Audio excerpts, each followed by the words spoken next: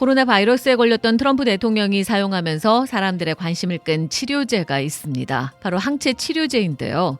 트럼프 대통령이 복용 후 극찬한 이 항체 치료제는 생명공학 회사인 리제네론이 개발한 치료제입니다. 그런데 어제 이 치료제와 같은 개념의 치료제인 일라이 릴리의 항체 치료제가 안전에 대한 우려로 개발이 중단되는 일이 벌어졌습니다. 그래서 오늘 이슈 플러스에서는 코로나19 항체 치료제라는 것이 무엇이고 또 무엇이 문제인지 짚어보겠습니다. 김성진 기자 나왔습니다. 어제 일라이 릴리의 항체 치료제 중단 소식으로 뉴욕 증시의 주요 지수들까지 영향을 받으면서 일제히 하락했는데요. 이번 항체 치료제 개발 왜 중단을 하게 된 건가요? 네, 이 치료제는 코로나19에서 완치된 환자의 혈액 샘플을 이용해서 개발된 단일 클론 항체 치료제입니다. 최근 트럼프 대통령의 감염 소식과 맞물려서 전 세계적인 주목을 받고 있는데요. 리제네론 제약이 개발한 단일 클론 항체 치료제 투여 후에 상태가 호전된 트럼프 대통령이 이 치료제를 공개적으로 극찬하기도 했습니다. 이후에 일라이 릴리와 리제네론이 잇따라 연방식품의약안전청 FDA에 항체 치료제 긴급 사용 승인을 각각 신청하면서 개발에 속도를 내는 듯 했습니다. 그런데 어제 일라이 릴리가 개발 중인 신종 코로나 바이러스 항체 치료제의 3상 임상 시험이 잠재적인 안전 우려로 중단됐다는 보도가 나온 것입니다.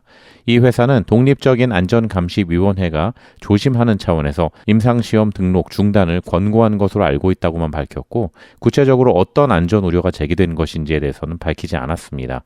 그 전날에는 존슨앤존슨의 코로나19 백신 임상시험 중단 발표가 있었는데 바로 다음 날 일라이 릴리의 항체 치료제 시험 중단 소식까지 나오면서 코로나 백신이나 치료제 개발에 빨간불이 켜진 상황입니다. 그렇군요. 트럼프 대통령이 사용한 후 극찬을 하면서 항체 치료제에 대한 개발이나 승인 절차도 서두른 느낌이 있었고 또 그런 과정에서 문제가 발생한 것 같은데 만약 이번에 개발 중단 발표가 없었다면 연말에 꽤 많은 항체 치료제가 생산될 예정이었던 걸로 알고 있어요. 일라이 릴리가 개발한 항체 치료제는 코로나19 감염 초기 환자와 증세가 심하지 않은 환자들에게 특히 효과가 있는 것으로 알려졌습니다. 이 치료제도 앞서 FDA가 코로나19 치료제로 긴급 사용을 승인한 렘데시비르처럼 회복한 환자의 혈액에서 추출한 혈장으로 제조됐는데요. 트럼프 대통령이 코로나19 치료 과정에서 투약한 리제네론의 항체 치료제도 같은 개념의 치료제입니다. 일라이 릴리는 FDA 긴급 사용 승인을 받을 경우 이번 달에 10만 회, 올해 안에 약 100만 회 투약 분량의 치료제를 제조할 수 있다고 밝혔었습니다. 트럼프 행정부는 현재 워프 스피드, 즉 초고속 작전이라고 부르는 프로그램을 시행 중인데요. 이것은 미 정부가 연내로 코로나19 백신 유통을 목표로 추진 중인 프로그램으로 대규모 자금이 투입되고 있습니다. 이에 따라서 각 제약사들은 정부의 막대한 지원 아래 백신과 치료제 개발을 서두르고 있고 미 정부는 이미 리제네론과 일라이 릴리사가 각각 만든 단일 클론 항체 치료제 수십만 회분을 확보 중인 것으로 알려졌습니다. 리제네론은 지난 7월 미 정부에 30만 명을 치료할 수 있는 분량의 항체 치료제를 제공하는 4억 5천만 달러 규모의 계약을 체결했었고요. 이번에 개발을 중단한 일라이 릴리도 계약을 체결했지만 구체적인 금액이나 내용은 공개되지 않았습니다. 그렇군요. 트럼프 대통령이 재선을 노리고 백신이나 치료제 개발을 서두르다 이런 문제가 발생한 게 아닌가 하는 생각이 드는데 이렇게 되면 올 연말까지 100만 회 투약 분량의 항체 치료제 생산은 물 건너간 얘기가 될 것 같습니다. 그런데 항체 치료제가 태아의 세포 조직을 사용한다는 보도가 나오면서 한때 논란이 되기도 했는데 정확히 어떤 내용인가요?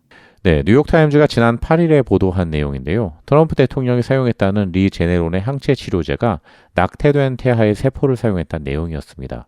리제네론 제약사 측은 항체 치료제의 바이러스 중화 능력을 검사하기 위해서만 낙태된 태아의 콩팥 조직에서 나온 세포를 사용했지 다른 과정에서는 일절 사용하지 않았다고 밝혔습니다.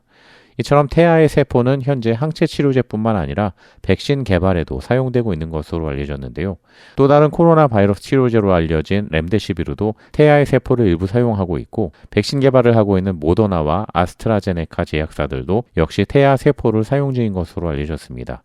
하지만 트럼프 행정부는 작년 6월부터 요람에서 무덤까지 생명의 존엄성을 높이는 것이 트럼프 행정부의 최우선 과제라면서 태아의 세포 조직을 학술 연구에 사용하지 못하도록 하고 있습니다.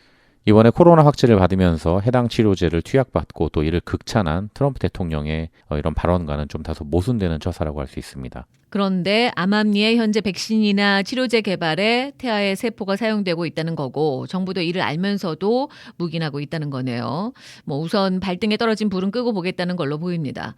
그런데 우리가 한때 알던 혈장 치료제와 또 항체 치료제 이 두 개가 어떻게 다른 건가요? 네, 두 치료제는 완전히 다른 건데요. 혈장 치료제는 코로나 바이러스에 이미 감염됐다가 완치된 그런 사람의 혈장에서 중화 항체 등을 필터링해서 농축한 치료제고요. 항체 치료제는 특정 항체를 환자 몸속에 주입해서 코로나 바이러스의 항원과 결합하게 함으로써 바이러스가 사람의 세포와 결합해 증식하는 것을 막는 방법의 그런 치료법입니다. 그래서 항체 치료제의 경우엔 완치자의 혈장 공여가 필요가 없기 때문에 대량 생산이 가능하고요.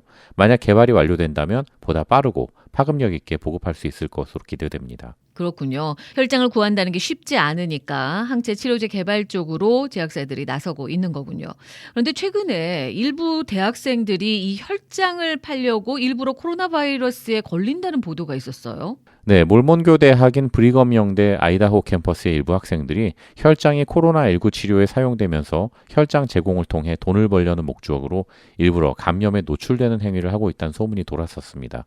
그러자 학교 측은 이 같은 소문과 관련해서 학생들에게 퇴학 가능성까지 거론하면서 일탈 행동을 하지 말 것을 경고하고 나섰고 실제 이런 행위가 있는지 현재 증거를 찾고 있다고 밝혔습니다. 대학 측은 만약 실제 이런 학생들이 발견되면 즉각 해당 학생은 퇴학 처리될 것이라고 밝혔습니다.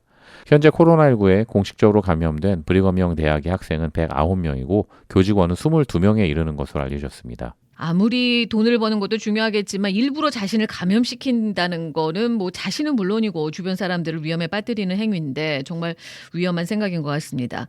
그런데도 이런 위험을 무릅쓰고 감염되려고 한다는 건 이 혈장이 꽤 비싼 값에 팔리고 있다는 건데 어느 정도 수준인가요? 뉴욕타임스는 지난 5월 미국 내에서 코로나19 완치자들의 혈액이 많게는 수만 달러에 팔리고 있다고 보도한 바 있습니다. 코로나19 백신 또는 치료제 개발 업체들로서는 이러한 혈액 샘플이 절실한 상황에서 일부 바이오 기업들이 기증받은 혈액을 고가에 팔아서 이윤을 남기고 있다는 설명이었는데요. FDA는 코로나19의 긴급 치료에 완치자의 혈장 사용을 승인하고 있고 또 혈장이 코로나19 치료에 효과적일 수 있으며 잠재적인 효과가 위험보다는 더 클 수 있다는 입장을 취하고 있습니다. 수만 달러의 거래가 되고 있다니 학생들로서는 혹할 수밖에 없을 것 같네요. 그래도 돈을 목적으로 일부러 감염된다는 것은 정말 위험하니까 절대 해서는 안 될 행동인 것 같습니다. 팬데믹 상황은 길어지고 있고 아직도 뚜렷할 할 백신이나 치료제 개발 소식은 나오지 않고 있습니다. 올 연말이 될 것이다, 내년 초가 될 것이다 소문만 무성한 가운데 이렇게 치료제 개발 난항 소식이나 혈장 거래 소식 같은 걸 듣고 있자니까 사회가 더욱 불안해지는 것 같아 걱정이네요. 오늘 이슈 플러스에서는 트럼프 대통령이 사용했다는 항체 치료제의 개발 중단 소식 짚어봤습니다. 지금까지 김성진 기자였습니다.